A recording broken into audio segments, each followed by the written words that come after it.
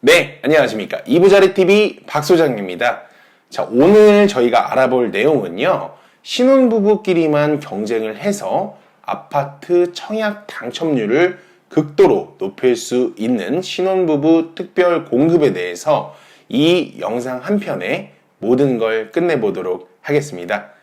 자, 이번 영상을 통해서 일생일대의 기회인 신혼부부 특별 공급을 그냥 흘려보내는 안타까운 일이 벌어지지 않길 바라며, 자, 지금부터 영상 시작해 보도록 하겠습니다.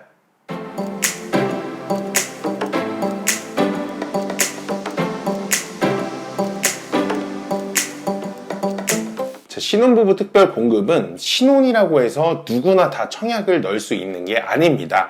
그러면 어떤 조건이 필요한지 한번 알아보도록 하겠습니다. 자, 우선 신혼부부 특별 공급을 넣기 위해서는 명확한 세 가지의 조건을 알고 계셔야 합니다. 그 첫 번째 조건은요, 혼인 기간이 되겠고요. 이제 두 번째 조건은 소득 기준이 되겠습니다. 그리고 세 번째 조건은 면적과 기준 금액입니다. 자, 구체적으로 하나씩 파헤쳐 보도록 하겠습니다. 자, 첫 번째 저희가 알아볼 거는 혼인 기간인데, 한 가지 안타까운 소식이지만, 자, 알콩달콩 마음 많은 신혼이라고 해서 전부 신혼으로 인정하지 않습니다. 자, 국가가 인정하는 신혼의 조건은요, 혼인한 후에 7년 이내의 부부만 신혼부부에 해당하게 됩니다. 만약 여러분이 혼인을 한 후에 7년이 넘지 않았다면, 여러분도 그 주인공이 될 수가 있습니다. 자, 공공주택 같은 경우 아직 결혼을 하지 않은 예비 신혼부부들도 청약이 가능하다는 걸 염두에 두시기 바라겠습니다. 자, 우리가 두 번째로 살펴볼 것은 이제 소득 금액입니다. 자, 월 벌어들이는 수익이 많은 사람은 신혼부부 특별 공급에 지원을 할 수가 없습니다. 그 기준을 한번 자세히 살펴보면요, 우리가 잘 알고 있는 브랜드 아파트인 자이나 포스코 같은 이제 민간 건설인 민영주택이 첫 번째 기준이 되겠고요. 자, 두 번째로는 이제 국가나 LH에서 주관하는 아파트, 즉 약간의 공적 냄새가 나는 공용주택이 되겠습니다.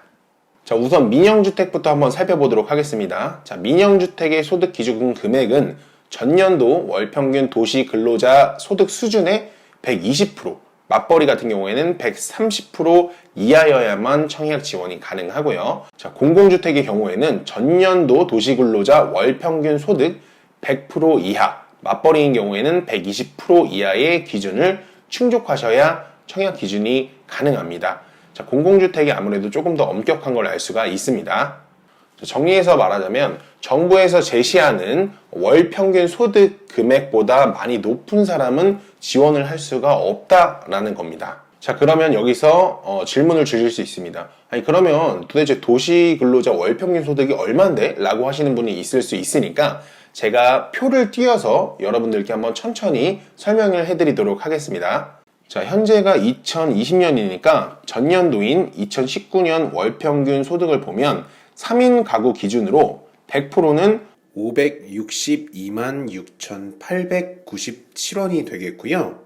120%는 675만 2,276원이 되겠습니다. 이번에는 4인 가구 기준으로 한번 보도록 하겠습니다. 4인 가구 기준으로 100%는 622만 6,342원이 되겠고요. 120%는 747만 1,610원입니다. 자, 본인의 가구 수를 기준으로 방금 띄워드렸던 표보다 더 적게 벌어야 해당 청약이 가능하다는 뜻입니다. 자, 여기서 주의하셔야 될 점은 기준일은 입주자 모집 공고일 기준이고, 입주자 모집 공고일 기준으로 전년도 1월 1일부터 모집 공고일까지의 월 평균 소득을 아셔야 가능하다는 겁니다. 자, 여기서 잠깐 2020년도 710 대책으로 보도자료가 발표되었고, 2020년 9월 29일부터 실행되고 있는 생애 최초 민간주택 특별 공급은 일반 신혼부부 특별 공급과는 별개로 조금 더 완화한 기준을 통해서 청약이 가능하다고 합니다. 자, 생애 최초로 주택을 구입하는 신혼부부를 위해서 시행되고 있는 정책이니까요, 관심 있는 분들은 조금 더 자세히 알아보시면 좋을 것 같습니다. 자, 세 번째는 면적 기준과 금액 기준입니다. 자, 면적은 전용 면적 기준으로 8호제곱미터 이하까지만 신혼부부 특별 공급이 가능하며 평형으로는 한 33평 정도가 된다고 생각하시면 되겠습니다.